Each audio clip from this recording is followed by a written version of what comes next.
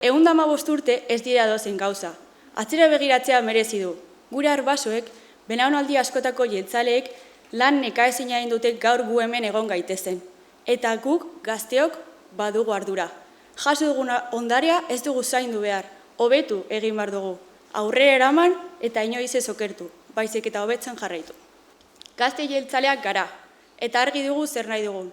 Etxe bizitza duina, hezkuntza eta prestakuntza egokia, kulturarako sarbidea eta euskaraz bizitzeko eredua.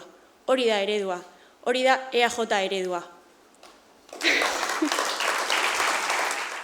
Eta etorkizun horretan, euskarak toki nagusia izan behar du.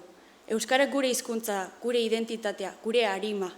Ez da iragana, ez da nostalgia, etorkizuna da. Eta guk gazteok, haren etorkizuna. Gaurko egunez, harrotasunez ospatzen dugu alderdi honek Nafarroan egin duen ibilbidea. Baina ez gara hor geratuko. Guk gure bidea eraiki behar dugu, gure ritmoan, baina sustraietatik abiatuta. Eta inbeste maite dugu Nafarroanetan, apostua garbi daukagu. Geroa baik bultzatzen duen eraldaketarekin.